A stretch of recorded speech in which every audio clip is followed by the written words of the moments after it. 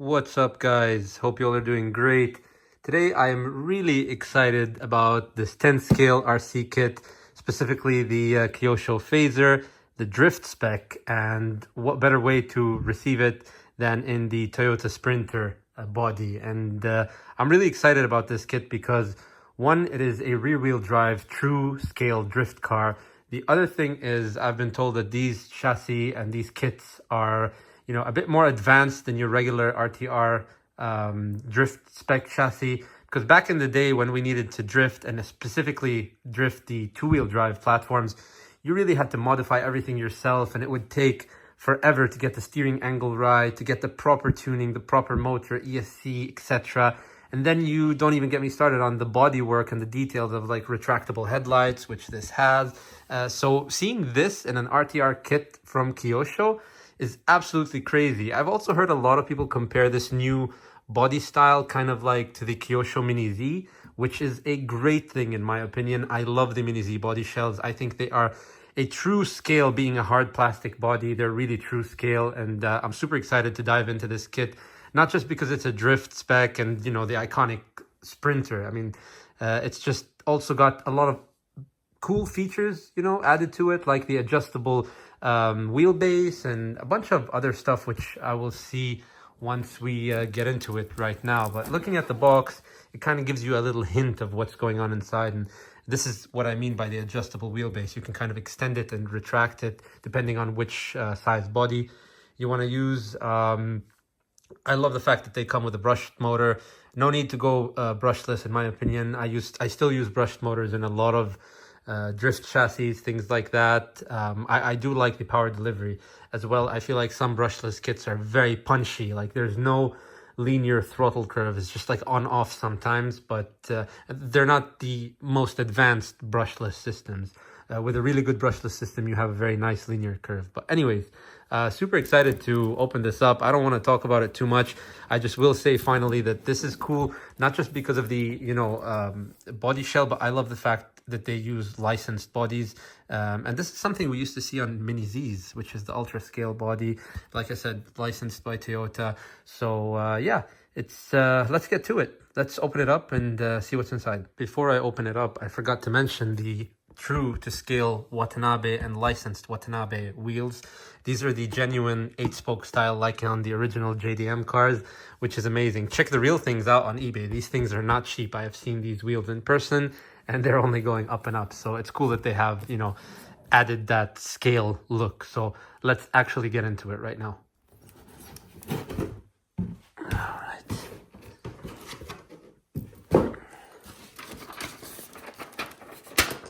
Oh yeah, one thing I forgot to say is that it has the pinless or whatever. It's not a, cut body. So you use these clips to mount the body. So it's really nice. You get that extra scale, realistic look.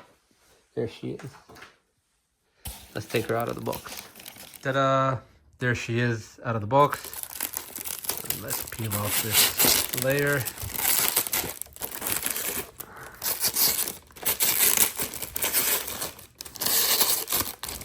It's quite sticky. Okay. All right. So now we get a full-on clear look at what the body actually looks like. Not bad, not bad at all. Realistic wipers. Nice body detail. Mirrors. Let's put the transmitter here. I like the use of actual plastic and these fog lights, really looking good. So I love the fact that these are retractable. You do have to make some adjustments. I was told there's a kit that you buy, that you install, and you have to get a micro servo. But yeah, as with genuine two-wheel drive fashion, you see how the suspension is very, very different. It's really, it's got a lot of travel in the front. It looks almost like a, lowrider with hydraulics right now. But yeah, the rear shouldn't be that way. It should be a bit more, it's a bit more, not that much travel. And yeah, so looks absolutely great. And I love the look. It looks like it even has a little bit of camber, like a lot of negative camber in the front. I'm gonna figure out this clipless body thing because I've never really used it before. So I'm gonna see how to get the body off and have a look at the chassis itself. And yeah, I'm curious to just start running it right away because you know, that's the beauty of drift kits. You don't really need too much space, and it's an RTR kit like this is fantastic because, like I said, back in the day you couldn't just buy them. You had to like customize a kit or build some special kit, and it takes so much time to dial it in, especially rear wheel drive. Even if you get like the top of the line Yokomos or whatever, they were never really ready to run. So the fact that this just arrived like an hour ago or a few hours ago, and now it's on the table here ready to be, you know, drifting, you know, and I'm super excited about that because we don't really have that. And yeah, it's nice. I mean, with the exception of MST and certain companies like that, but I think the body here, the way it's done, they nailed it. They like, honestly, they did a fantastic job. So yeah, let's pop the body off.